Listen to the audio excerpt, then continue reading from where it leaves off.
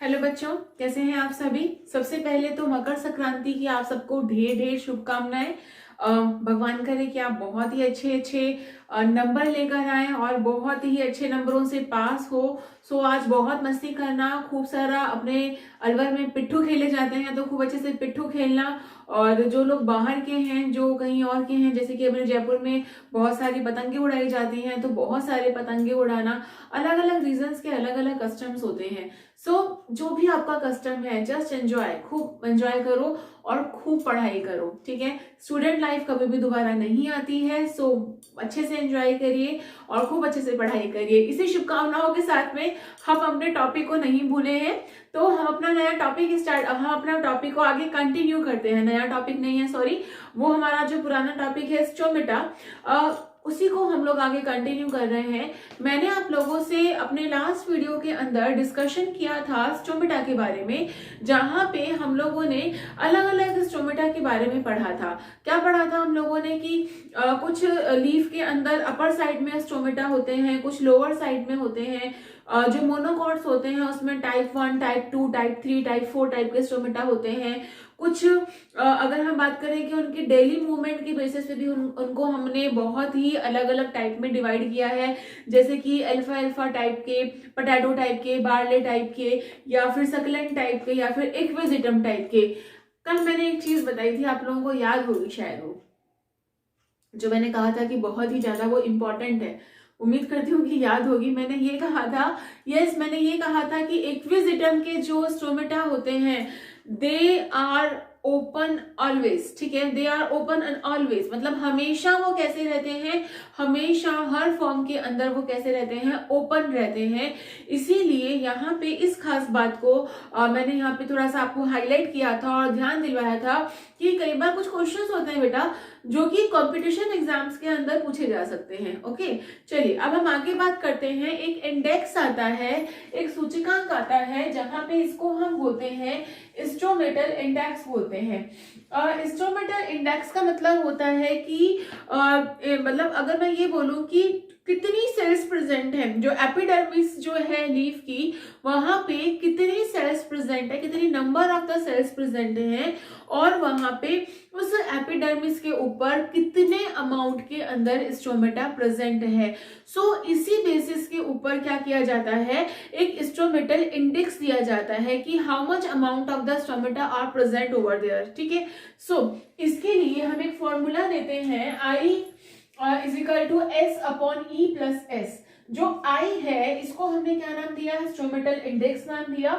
S number of stomata present in a unit area, यानी कि एक यूनिट एरिया में कितने स्टोमेटा प्रेजेंट है। ठीक है, and number of epidermal cell in a unit area, यानी कि अगर मैं आप लोगों से एक छोटी सी बात कहूं कि एक लीफ क्या, हमने कोई भी एक एरिया को कैलकुलेट कर लिया कि उस नेचुरल सी बात है कि जो स्टोमेटा होते हैं वो कहाँ प्रेजेंट होते हैं, एपिडर्मिस से प्रेजेंट होते हैं। पता ही आपको।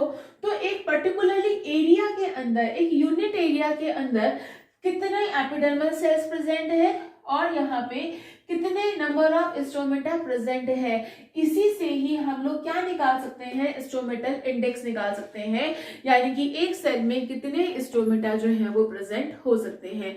ओके, तो ये हुआ आपका स्टोमेटल इंडेक्स की बात में। अब हम बात करते हैं बहुत सारी हाइपोथेसिस। स्टोमेटल मूवमेंट, यानी कि स्टोमेटा कब तो क्लोज होते हैं और कब ओपन होते हैं। आई रिपीट, कब तो स्टोमेटा क्लोज होते हैं, कब स्टोमेटा ओपन होते हैं, इसके ऊपर एक तरह का अगर हम लोग बात करें, एक तरह का हाइपोथेसिस दिए गए हैं जो कि 1856 से ही स्टार्ट हो गए थे। ठीक है, कि स्टोमेटा जो होते हैं कि कब तो खुलेंगे, कब बंद होंगे, क्या मूवमेंट रहेगी, और उनके खुलने या बंद होने का जो प्रोसीजर है वो प्रोसीजर किस चीज के ऊपर डिपेंड करता है। ठीक है, तो सबसे पहले जो हाइपोथेसिस दिया था वो वॉन मोहेल ने दिया था 1856 के अंदर। उनके अकॉर्डिंगली क्या चीज थी, सुनना बच्चों, यहाँ पे आप लोगों को ध्यान देने वाली बात है थोड़ी सी। वो ध्यान देने वाली बात आप लोगों को ये है कि एग्जाम के अंदर साफ साफ आपसे ये पूछा जाएगा कि भाई ये वाली हाइपोथेसिस बताइए, ठीक है, कि फोटोसिंथेसिस हाइपोथेसिस बताइए, या फिर स्टार्च वाली हाइपोथेसिस बताइए, या फिर जो आपकी ग्लाइकोलेट वाली जो आपकी थ्योरी है वो बताइए, या कैल्शियम सॉरी पोटेशियम या सोडियम आयन वाली हाइपोथेसिस बताइए। तो मतलब जो भी हाइपोथेसिस है वो आपको बतानी पड़ेगी, ठीक है। तो हम पहली वाली हाइपोथेसिस के बारे में बात कर रहे हैं। फर्स्ट हाइपोथेसिस जो है वो वॉन मोहल ने 1856 के अंदर दी थी। तो उन्होंने क्या कहा था, उन्होंने ये कहा भाई कि जब लाइट होती है, यानी कि जब दिन होता है, दिन में पौधे एक काम करते हैं, और वो जो पौधे काम कर रहे हैं उस काम को हमने बोला कि भाई वो क्या कर रहे हैं, फोटोसिंथेसिस का प्रोसीजर कर रहे हैं, ठीक है साहब। अब उन्होंने फोटोसिंथेसिस का कार्यक्रम शुरू कर दिया। फोटोसिंथेसिस यानी कि प्रकाश संश्लेषण एक ऐसी प्रक्रिया है जिस प्रक्रिया के अंदर पौधे क्या बनाते हैं, ग्लूकोज बनाते हैं। ग्लूकोज आगे सुक्रोज में कन्वर्ट होगा, सुक्रोज आगे कार्बोहाइड्रेट में कन्वर्ट होगा। तो पहले यहाँ पे किसका फॉर्मेशन हुआ, कार्बोहाइड्रेट का फॉर्मेशन हो गया, ठीक है। अब ये कार्बोहाइड्रेट जो है ये हर जगह जाएगा, मतलब सारी कोशिकाओं के अंदर कार्बोहाइड्रेट जाएगा। कार्बोहाइड्रेट के जाने की वजह से यहाँ पे जो गार्ड सेल्स हैं, बताया था ना गार्ड सेल्स कौन सी होती है, तो गार्ड सेल्स के अंदर यानी कि रक्षक कोशिकाओं के अंदर यहाँ पे ऑस्मोटिक प्रेशर यानी कि परासरण दाब क्या हो जाता है, बढ़ जाता है, ठीक है। और इसी वजह से क्या होता है कि टर्गर प्रेशर भी क्या हो जाता है, इंक्रीज हो जाता है, और इसी वजह से स्टोमेटा क्या हो गए, ओपन हो गए। इसका मैं छोटा सा अगर आप लोगों को एग्जांपल दूं कि मान के चलो कि जो मेरे दोनों हाथ हैं ये क्या है, मान लो कि ये क्या है, गार्ड सेल्स हैं, ठीक है। अभी ये क्लोज है, अगर मान लो यहाँ पे अगर प्रेशर पड़ेगा तो ये क्या हो जाएंगे, ओपन हो जाएंगे। मान लो कि यहाँ पे सेल्स हो और उनपे अगर प्रेशर बढ़ेगा तो ये क्या हो जाएंगी, ओपन हो जाएंगी। So as simple is that, ठीक है, कि यहाँ पे ऑस्मोटिक प्रेशर बढ़ने की वजह से यानी कि परासरण दाब बढ़ने की वजह से स्फीत दाब बढ़ता है, टर्गर प्रेशर बढ़ता है गार्ड सेल्स के अंदर। और वो परासरण दाब क्यों बढ़ रहा है, क्योंकि दिन में फोटोसिंथेसिस होता है, प्रकाश संश्लेषण होता है, इसकी वजह से यहाँ पे स्फीत दाब बढ़ा, और इसी की वजह से यहाँ पे जो स्टोमेटा है यानी कि जो रंध्र है वो कैसे हो गए हैं, खुल गए हैं, ठीक है। लेकिन रात के टाइम पे तो फोटोसिंथेसिस नहीं होता, इसी वजह से जो ऑस्मोटिक प्रेशर होता है वो कैसा हो जाता है, डिक्रीज हो जाता है, कम हो जाता है, और इसी वजह से धीरे धीरे क्या होता है, स्टोमेटा क्लोज हो जाते हैं। सो ये वाली हाइपोथेसिस इन्होंने दी थी, जो कि किसने दी थी, वॉन मोहल ने दी थी। और इनके बारे में आगे बहुत सारे क्रिटिसिज्म भी हुए थे। तो पहले एक बार इसका स्क्रीनशॉट ले लो, फिर हम आगे क्रिटिसिज्म के बारे में बात करते हैं।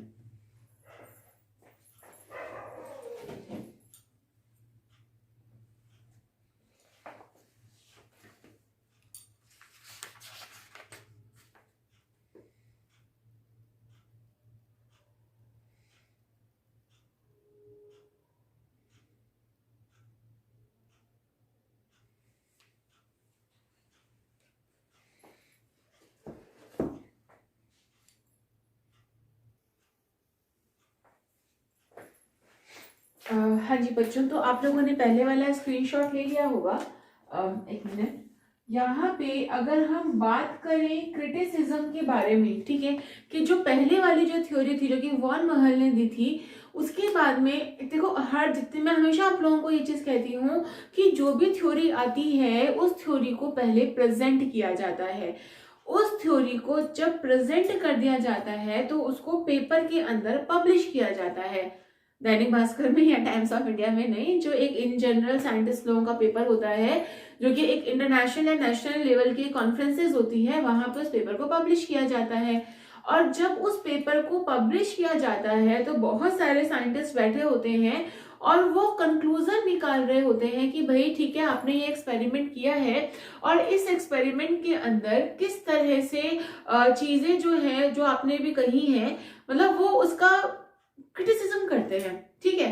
मतलब कि उसको ना सामने वाले को हर चीज को ठोक के और अच्छे से उसको पड़ताल करके, जांच पड़ताल करके उसको हम लोग देखते हैं कि भाई जो इन्होंने कहा है कि वो सही बात है या फिर वो नहीं है, है ना। तो उस बात को उन्होंने बहुत अच्छे से जानते पहचानते हैं फिर तब जाके कोई भी थ्योरी जो होती है, जब उनको कुछ भी नहीं मिलता, तब जाके वो थ्योरी जो होती है वो एक्सेप्टेबल होती है। तो अब यहाँ पे क्रिटिसिज्म क्या हुआ वॉन महल के लिए, समझना है इस चीज को। वॉन महल के लिए जो क्रिटिसिज्म हुआ वो ये हुआ यहाँ पे कि भाई ठीक है, आपने ये बता दिया कि हाँ साहब ऐसे होता है, मान लिया ये चीज, लेकिन जो गार्ड सेल है उसमें इतना फोटोसिंथेसिस होता ही नहीं है कि इतना सारा स्टार्च इकट्ठा हो सके, है ना। तो इस थ्योरी को सिरे से नकार दिया गया। इसके बाद एक और थ्योरी आई जिसको हमने starch sugar inter conversion hypothesis बोला, जो कि लॉयड ने दी थी 1908 के अंदर, और आगे उसको और थोड़ा बहुत उसको फॉर्मुलेटेड, एक वर्ड यहाँ पे आएगा फॉर्मुलेटेड, यानी कि इसके अंदर जो चेंजेस किए थे वो किए थे सायरे ने 1926 के अंदर। पहले किसने दी थी ये थ्योरी? पहले ये थ्योरी दी थी लॉयड ने, और उसको थोड़े बहुत चेंजेस जो किए थे वो सायरे ने 1926 के अंदर किए थे। चलिए देखते हैं कि इस थ्योरी के अंदर क्या चीज है। इस थ्योरी के अकॉर्डिंगली यहाँ पे अगेन बार बार हर एक थ्योरी के अंदर दो चीजें हमेशा आपको देखने को मिलेंगी, लाइट एंड डार्क, ठीक है।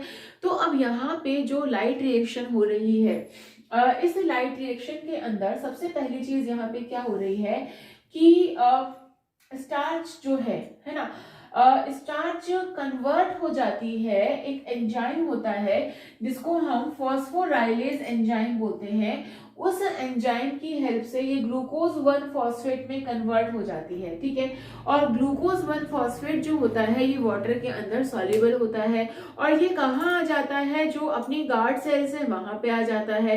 इसकी वजह से प्रेशर बढ़ जाता है, और ऑस्मोटिक प्रेशर बढ़ने की वजह से यहाँ पे जो आपके गार्ड सेल्स हैं वो मतलब टर्गर प्रेशर बढ़ गया, और वो क्या हो गया? डीपीडी भी बढ़ गया, और इसकी वजह से यहाँ पे वो क्या हो गई है? ओपन हो गई है, ठीक है।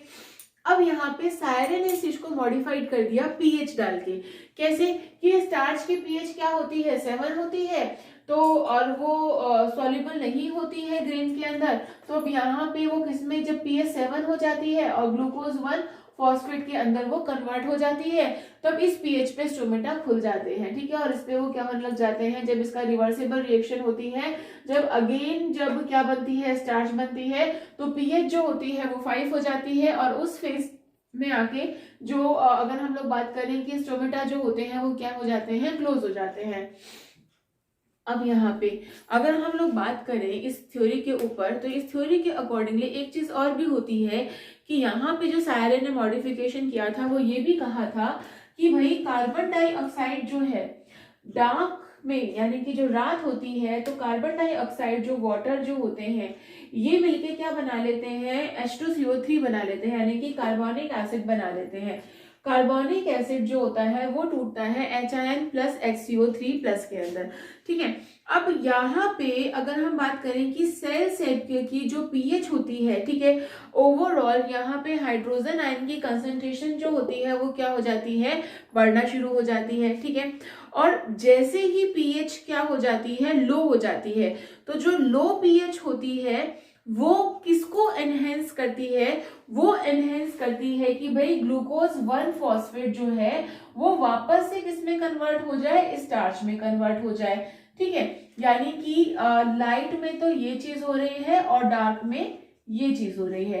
तो CO2 और H2O, H2CO3 बनता है, H आयंस बनते हैं, और यहाँ पे इस कन्वर्जन में क्या बन रहा है? H आयन बन रहा है, और H आयन के बनने की वजह से पीएच जो होती है वो डाउन हो जाती है, और पीएच डाउन होने की वजह से ये फॉस्फोराइलेज एंजाइम एक्टिव हो जाता है, और यहाँ पे कन्वर्जन हो रहा है ग्लूकोज 1 फॉस्फेट का अगेन स्टार्च के अंदर, ठीक है। समझ में आ गई बात? एक बार इसका स्क्रीनशॉट ले लो, फिर इसको और अच्छे से समझाती हूँ।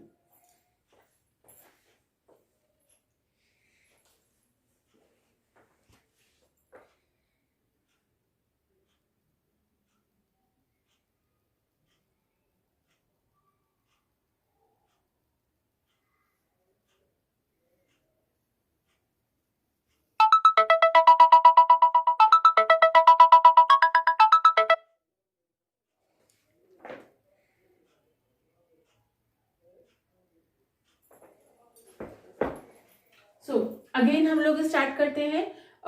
यहाँ पे जो मैंने आप लोगों से कहा, मैंने ये कहा कि डे टाइम के अंदर क्या हो रहा है, यानी कि डे टाइम के अंदर क्या हो रहा है कि ग्लूकोज 1 फॉस्फेट जो सॉरी स्टार्च जो होता है, स्टार्च कन्वर्ट होता है ग्लूकोज 1 फॉस्फेट के अंदर, ठीक है। ग्लूकोज 1 फॉस्फेट जो है वो सॉल्युबल होता है वाटर के अंदर। जब वो वाटर में सॉल्युबल होता है तो ये कहाँ मूव हो जाता है, गार्ड सेल्स की तरफ मूव हो जाता है। गार्ड सेल्स की तरफ मूव होने की वजह से यहाँ पे डीपीटी बढ़ना शुरू हो जाएगा। डीपीटी बढ़ना शुरू होगा तो क्या इंक्रीज हो जाएगा, प्रेशर इंक्रीज हो जाएगा, और उसकी वजह से जो पोर्स होते हैं, जो स्टोमेटा होते हैं, वो क्या हो जाते हैं, ओपन हो जाते हैं। क्लियर। सेकेंड केस के अंदर अगर हम लोग बात करें, रात में क्या हो रहा है, यानी कि नाइट में क्या हो रहा है, अगेन यहाँ पे CO2 H2O का कार्बोनिक एसिड बनाते हैं, जहां पे ये डिसोसिएट होता है H आयन और कार्बोनिक आयन के अंदर, और पीएच H आयन की वजह से क्या हो जाती है, कम हो जाती है, 5 हो जाती है। इसकी वजह से डार्क में यानी कि रात में ग्लूकोज 1 फॉस्फेट अगेन कन्वर्ट हो जाता है किसमें, स्टार्च में, और स्टार्च जो होती है वो इनसॉल्युबल होती है वाटर के अंदर। सो सारा का सारा जो स्टार्च जो होता है वो बाहर आ जाता है, और जो स्टोमेटा होते हैं वो क्या हो जाते हैं, वो बंद हो जाते हैं। तो ये एक थ्योरी थी जिन्होंने यहाँ पे 2 साइंटिस्ट ने काम किया था। किसने, एक तो थे आपके लॉयड और दूसरे जो थे वो आपके सायरे, ठीक है। ये 2 साइंटिस्ट ने यहाँ पे काम किया था। अगेन इनकी थ्योरी को भी क्रिटिसाइज किया गया और इस थ्योरी को आगे मॉडिफाइड किया स्टीवर्ट ने। स्टीवर्ट ने 1964 के अंदर यहाँ पे ये बोला था कि अब जो ये ग्लूकोज 1 फॉस्फेट होता है ये डिसॉल्व नहीं होता है, ये कन्वर्ट होता है ग्लूकोज 6 फॉस्फेट के अंदर। तो कैसे होता है ये हम बात करेंगे अपने अगले वीडियो के अंदर। तो तब तक के लिए अपना बहुत बहुत ध्यान रखिए। Thank you so much for watching. अपना बहुत बहुत ध्यान रखो, मस्त रहो, खुश रहो और अच्छे से पढ़ाई करते रहो। Thank you so much.